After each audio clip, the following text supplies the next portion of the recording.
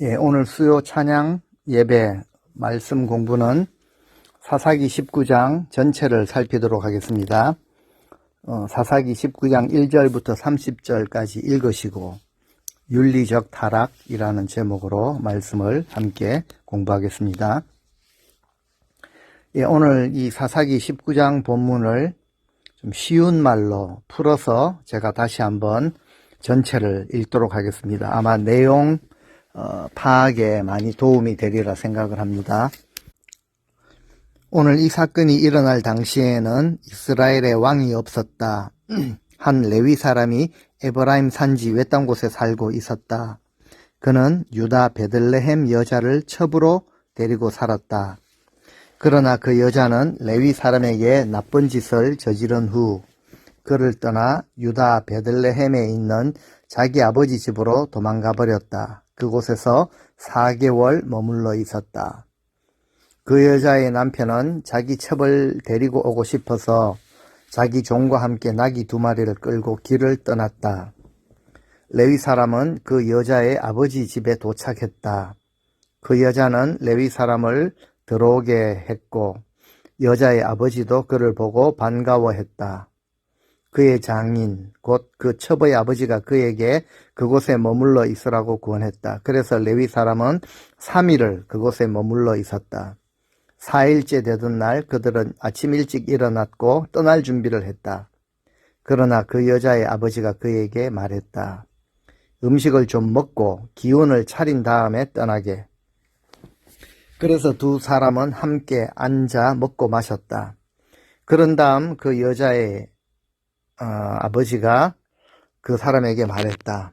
부디 오늘 밤도 여기 머물며 편히 쉬면서 즐겁게 지내게. 그 레위 사람이 떠나려고 일어나자 그의 장인이 그를 붙잡아서 그날 밤도 그곳에 머물게 됐다. 5일째 되던 날 레위 사람은 떠나려고 아침 일찍 일어났다. 그런데 그 여자의 아버지가 또 말했다. 기운을 차린 후에 떠나도록 하게. 결국 그 두 사람은 또 함께 먹고 마시게 되었다.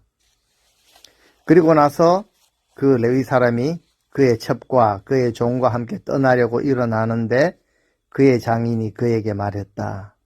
자, 보게나 이제 저녁이 되었네. 부탁이네. 해가 저물어 가니 하룻밤 더 머무르게. 여기서 하룻밤 머물면서 즐겁게 지내게. 그리고 내일 아침 일찍 일어나 길을 떠나 자네 집으로 돌아가게. 그러나 레위 사람은 하룻밤 더 머물지 않고 안장은전 나귀 2마리와 자기의 첩을 데리고 길을 떠나 여부스 성 맞은편에 도착했다. 여부스는 예루살렘의 다른 이름이었다. 그들이 여부스에 가까이 왔는데 날이 저물어 가자 종이 그 주인에게 말했다. 이 여부스 성에 들어가서 그곳에서 하룻밤을 쉬어가면 어떨지요? 종의 주인이 그에게 대답했다. 우리는 이스라엘 자손이 아닌 다른 민족의 성읍에는 들어갈 수 없다. 우리는 기브아 성까지 가야 할 것이다. 그가 자기 하인에게 말했다. 자, 기브아나 라마까지 가서 그 둘 중에 한 곳에서 머무르도록 하자. 그래서 그들은 가던 길을 계속 가서 해질 무렵에 베냐민에 속한 기브아 부근에 이르렀다. 그들은 기브아에서 하룻밤을 머물려고 했다. 그들이 가서 그 성읍의 광장에 앉아 있었지만 하룻밤 재워줄 사람은 아무도 없었다. 저녁이 돼 마침 한 노인이 일을 끝내고 성으로 돌아오고 있었다. 그 사람은 에브라임 산간지대 출신으로 기브아에 살고 있는 사람이었다. 기브아 사람들은 베냐민 지파 사람들이었다. 그 노인은 성읍의 광장에 나그네가 있는 것을 보았다. 그 노인이 말했다. 당신들은 어디서 왔소? 어디로 가는 길이요? 레위 사람이 그 노인에게 말했다. 우리는 유다의 베들레헴에서 와서 에브라임 산간지대로 돌아가는 길입니다. 저는 그곳 출신입니다. 집으로 가는 중인데 아무도 우리를 재워주려고 하지 않습니다. 우리는 나귀에게 먹이가 있을 뿐 아니라 나와 내 첩, 당신의 하녀와 내 종이 먹을 빵과 포도주도 있습니다. 우리에게 필요한 것은 아무것도 없습니다. 노인이 말했다. 걱정 마십시오. 당신이 필요한 것은 내가 책임지겠소. 이런 거리에서 밤을 지내지 마시오. 그래서 그 노인은 그를 자기 집으로 데려갔다. 나귀들에게도 먹이를 주었다. 그들은 노인의 집에 들어가 발을 씻고 나서 먹고 마셨다. 그들이 이렇게 쉬고 있을 때 그 성의 불량배들이 그 집을 둘러싸고 문을 두드리며 집 주인인 노인에게 소리쳤다. 당신 집에 들어온 그 사람을 끌고 나오시오. 우리가 그 사람과 관계를 가져야 하겠소. 그 집주인은 밖으로 나가 그들에게 말했다. 여보시오, 제발 이런 악한 일은 하지 마시오. 이 사람은 내 집에 온 손님이요. 그런 끔찍한 짓은 하지 마시오. 보시오, 여기 내 처녀 딸이 있고 이 사람의 첩도 있소. 내가 이제 이 여자들을 데리고 나가겠소. 그들을 가지고 당신들이 좋을 대로 하시오. 그러나 제발 이 사람에게만은 그런 끔찍한 일은 하지 마시오. 그러나 그 불량배들은 노인의 말을 무시했다. 그래서 그 레위 사람은 자기 첩을 밖으로 내보냈다. 그러자 그들은 그 여자를 밤새도록 욕보이고 밤새 괴롭혔다. 그러다가 새벽이 됐어야 그녀를 놓아주었다. 아침 동틀 무렵 그 여자는 돌아왔다. 그 여자는 자기 남편이 머무르고 있는 그 노인의 집 문 앞에 날이 밝아올 때까지 쓰러져 있었다. 아침이 되자 그 레위 사람은 길을 가기 위해 문을 열고 나갔는데 그곳에는 그의 첩이 문지방에 손을 걸친 채 엎어져 있었다. 레위 사람이 그 여자에게 말했다. 일어나라, 가자.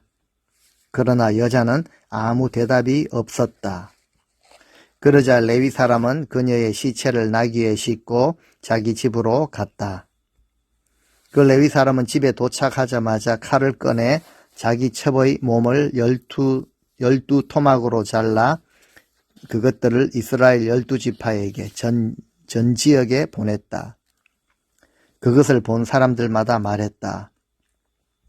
이스라엘 자손이 애굽에서 나온 그날 이후로 오늘까지 이런 일은 한 번도 없었고 일어난 적이 없었다. 이것을 생각해보고 앞으로 어떻게 할지 의논해보자.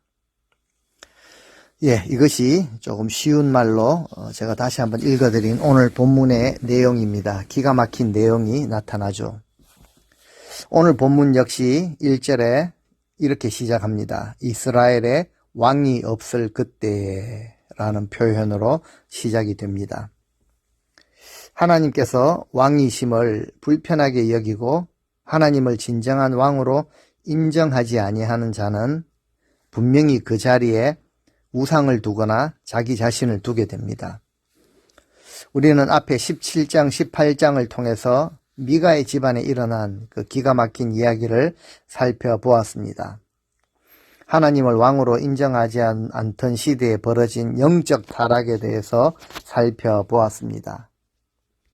영적 타락이라는 것은 어떤 큰 죄를 범하는 것이라고도 할 수 있겠지만 그 시작은 언제나 말씀의 기준에서 벗어나 그저 자기 소견에 옳은 대로 행하는 것에서 시작합니다. 미가의 어머니는 자기 소견에 옳은 대로 자기 아들을 위해 신상을 부어 만들었고 먼저는 자기 아들을 집안의 제사장으로 삼았죠. 또 그 다음 찾아온 레위 청년을 가정의 제사장으로 고용했고 그 제사장 역시 단 지파의 정탐꾼들에게 그저 하나님께서 그 땅을 주셨습니다. 올라가서 공격하십시오. 하나님의 뜻과는 전혀 상관이 없는 자기 소견대로 축복을 빌어 주었죠. 단 지파의 600명 용사들을 단 지파 역시 그 600명의 용사들을 데리고 평화롭게 살던 라이스 땅을 공격하게 됩니다. 이제 오늘 본문에 나타나는 이야기 역시 왕이 없을 때의 이야기입니다. 모든 등장인물들은 각자가 자기 소견에 옳은 대로 결정하고 마음대로 행하였던 이야기가 나타납니다. 이스라엘의 왕이 없을 때에는 하나님의 말씀에 순종하지 않았고 하나님의 통치 아래에 살지 않았음을 뜻합니다. 즉 이스라엘 백성들의 영적 상태를 드러내는 것이죠. 우리는 혹시 보통 이렇게 생각할 수 있습니다. 물론 하나님의 통치를 받으며 살아가면 좋겠지만 하나님의 통치를 받는다는 것이 도무지 무슨 뜻인지 내가 하나님의 통치를 받는다라는 생각을 해본 적도 없고 또 어떻게 하면은 내가 통치를 받으며 살아가는 것인지 잘 모르겠습니다. 이렇게 하나님의 통치를 인정하지 않고 또 받아본 경험이 없는 자들은 좀 이렇게 단순하게 생각할 수 있을 것입니다. 하지만 진정으로 하나님의 다스리심을 인정하고 하나님의 그 결정권을 존중하고 하나님 앞에 내 뜻을 포기하고 하나님의 뜻을 받아들이며 사는 자들은 하나님의 통치하심의 의미를 알고 있는 자들입니다. 그리고 그 다스리심 안에서 왕이 베푸시는 은혜를 누리며 사는 자들이 분명합니다. 1절 말씀부터 다시 한번 짧게 한번 살피겠습니다. 한 레위 사람이 에브라임 산지 구석에 살고 있었는데 어느 날 첩을 얻게 됩니다. 그 첩은 유다 베들레헴 출신 여자입니다. 그런데 율법에는요, 제사장의 혼인 규례에 대해서 엄격하게 그렇게 말하고 있습니다. 그런데 이 레위 사람은 첩을 얻음으로써 죄악의 씨를 그렇게 심게 되는 것이죠. 이것으로부터 시작해서 다음 장에 가면 하나님의 백성 6만 5천 명이 죽게 되는 그 큰 재앙을 불러오게 됩니다. 그런데 2절에 보면은 결국 이 첩이 행음을 하죠. 남편을 버리고 친정으로 돌아가서 4개월을 지나게 됩니다. 불륜을 저지르고 남편과 싸운 것 같습니다. 넉 달이 지나도 돌아오지 않으니까 그 레위인은 선한 마음으로 그 행음한 이 첩을 데려오고자 유다 베들레헴의 장인 집으로 찾아갑니다. 자기 딸을 데리러 온 것을 보게 된 장인은 3일간 사위와 좋은 시간을 함께 보냅니다. 그 후에 돌아가고자 하는 레위인을 붙잡아서 이틀을 더 머물게 하죠. 장이 계속 붙잡지만 레위인은 더 이상 안 되겠다 싶어서 10절을 보시면은요, 조금 이제 해가 저물어가는 시간이지만 장인 집을 그냥 나와버립니다. 그리고 고향으로 향합니다. 하지만 얼마 가지 못해서 해가 떨어지고 가까운 곳에 숙소를 정해야 했습니다. 거기서 가까운 곳은 여부스이죠. 지금의 예루살렘이지만 그곳은 그때까지만 해도 이방의 성읍이었습니다. 그래서 이 레위인은 이 이방인의 성읍이 아니라 자기 백성의 성읍에 머무르는 것이 낫겠다 생각하고 베냐민 지파의 땅인 기브아로 찾아가게 되죠. 그런데 그곳에서는 아무도 그 레위인 일행을 영접해 주지를 않습니다. 16절에 보시면 그러다가 이제 같은 고향 출신이죠. 에브라임 산지 사람인 한 노인의 배려로 간신히 머물 곳을 얻게 됩니다. 노인은 그 레위 사람 일행을 집으로 들이고 발을 씻게 하고 먹을 것을 주게 됩니다. 나귀에게도 먹이를 주었다라고 하죠. 그 당시에 이미 나그네를 잘 대접하는 것은 곧 천사를 대접하는 것과 같다라고 여기고 자신의 집으로 모셨는데 이제 그곳에서 비극이 시작됩니다. 22절 말씀 보시면은 그곳에 있는 동네 불량배들이 그 노인의 집을 에워싸고 문을 두들기며 말하죠. 너 집에 들어온 손님을 끌어내라. 우리가 관계하겠다. 동성애를 하겠다라는 것이죠. 참 어디서 많이 본 듯한 장면입니다. 어디서 봤죠? 소돔과 고모라와 같은 그런 장면이죠. 나그네 외부인이 들어오자 그를 데리고 가서 남자들이 또 재미를 보겠다라고 난동을 부리는 것입니다. 사실 이 기브앗라는 동네는요, 베냐민 지파의 땅입니다. 베냐민이 누구입니까? 야곱의 12아들 중 야곱이 이제 요셉을 잃어버렸다라고 생각하고 가장 애지중지했던 막내 아들. 이 베냐민의 후손인 베냐민 지파의 젊은 청년들이, 남자들이 낯선 사람이 오면은 추행을 하려고 했던 소돔과 고모라의 모습과 똑같이 되어버린 것이죠.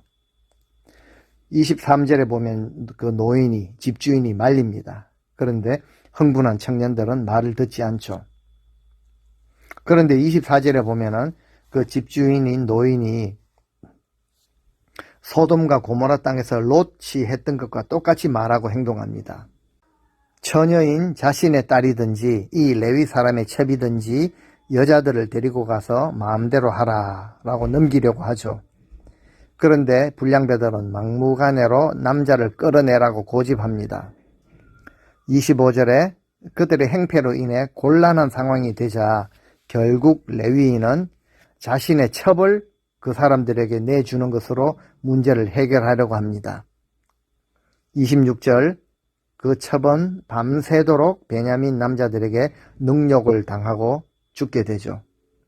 28절, 아침이 되어가지고 레위인이 쓰러져 있는 그 첩의 모습을 발견하고는 일어나라, 집에 가자 라고 불러보지만 이미 숨을 거둔 후였습니다.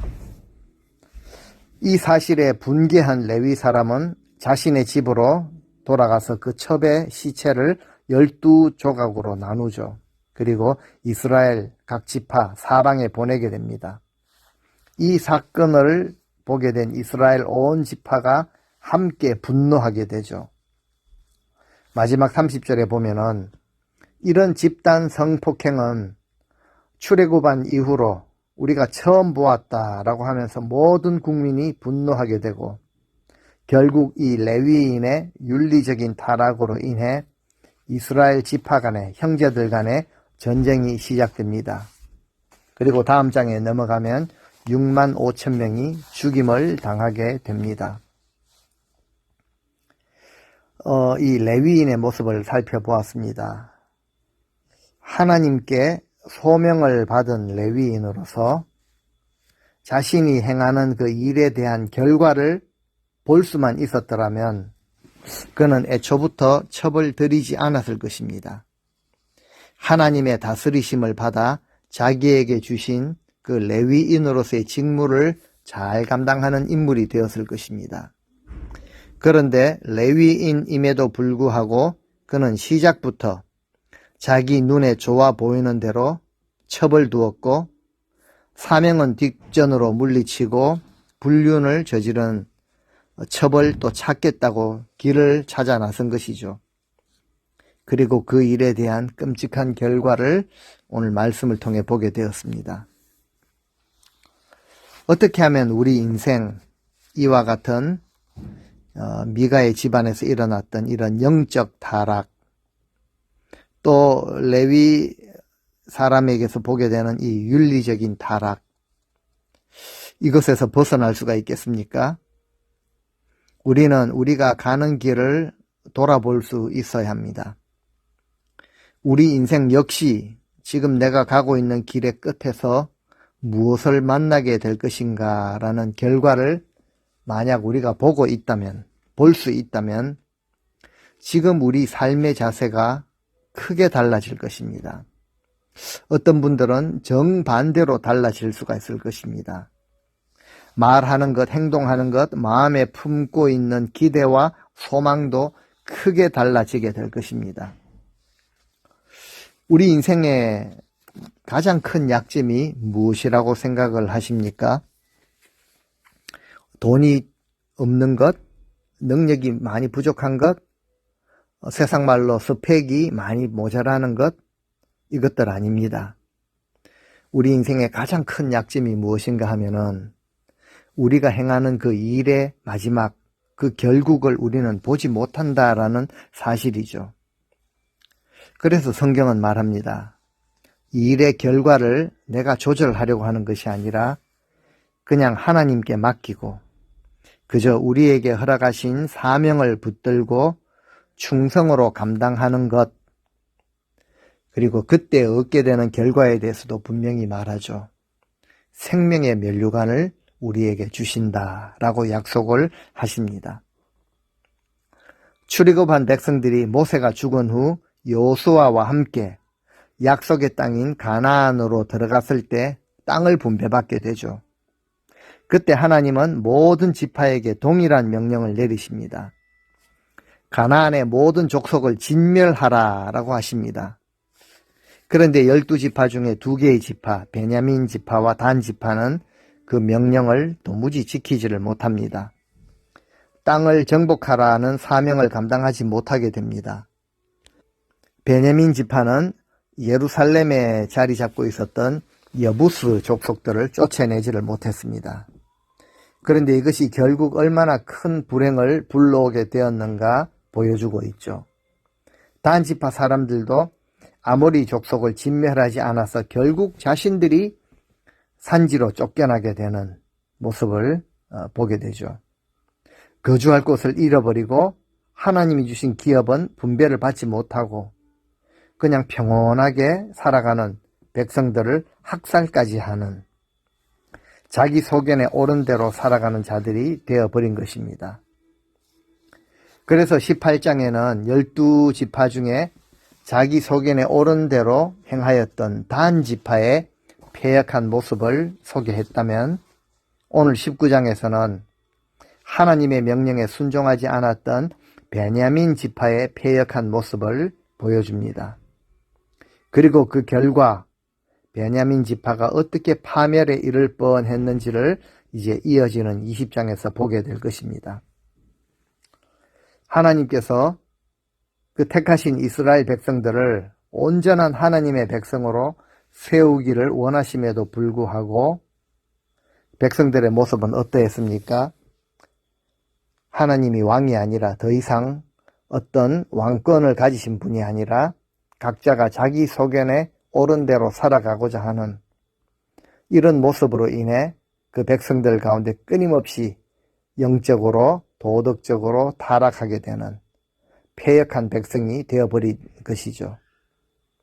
하나님의 말씀이 기준이 되는 것이 아니라 자기 소견대로 살아가고자 했습니다. 그래서 성경은 이런 시대의 특징을 왕이 없을 그때라고 설명을 하는 것입니다. 자기 소견에 옳은 대로 살아가는 죄악이 이스라엘 온 땅에 팽배해지게 되자 가나안의 풍습을 쫓아 첩을 두고 살아가며 하나님의 말씀이 없이 살아가던 레위인이 능욕당한 자신의 첩의 시신을 12토막으로 내어보낸 이 사건으로 인해 이제 12지파 중 한 지파가 거의 몰살당할 뻔한 상황까지 그렇게 몰고 갈 뻔했던 것입니다. 바로 야곱이 그토록 아끼던 베냐민 지파였죠.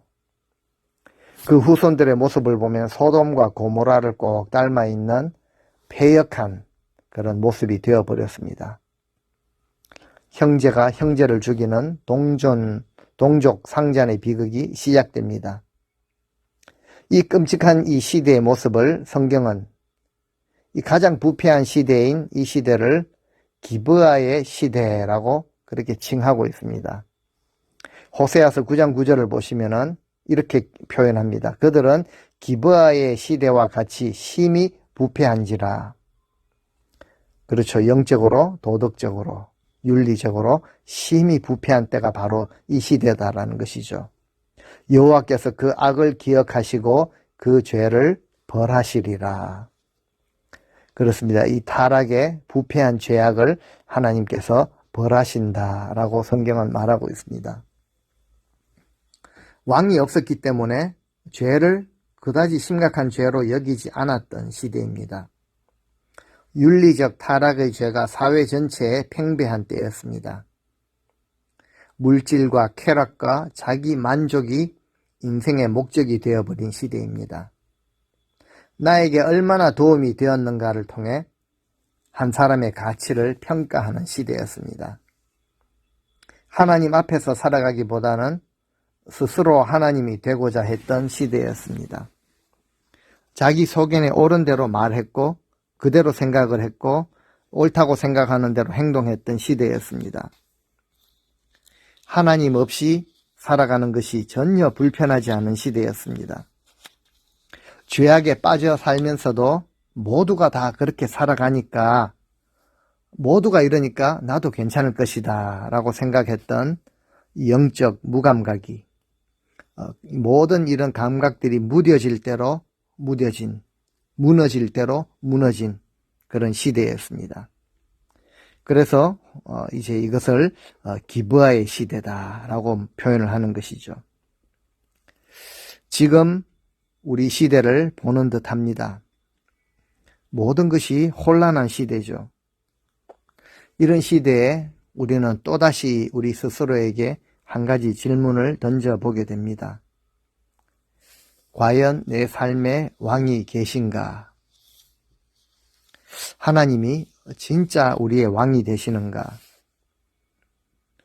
어쩌면 오늘 말씀 이제 살펴본 이 말씀들이 우리에게도 진정한 왕이 없다라는 것을 반증하고 있는 것이 아닌가 두려운 마음으로 생각해 보게 됩니다. 그리고 과연 나는 지금 누구를 무엇을 나의 왕으로 섬기고 있는가라는 것을 물어보아야 합니다. 잊어서는 안 되죠. 우리가 하나님의 통치 안에서 살아가기를 거부한다면, 불편하게 여기고 인정하지 않는다면 우리의 모습 역시 기브아의 시대입니다. 왕이 없을 그때이고요. 그냥 자기 소견에 옳은 대로 살아가는 것밖에 되지 않는다라는 것을 우리가 기억해야 할 것입니다. 우리 모두 하나님의 통치 아래 살아갈 때만이 하나님의 진정한 백성으로 살아갈 수 있음을 기억해야 합니다. 그리고 왕이신 하나님께서 베푸시는 은혜를 누리며 살아갈 수 있는 인생이 되죠.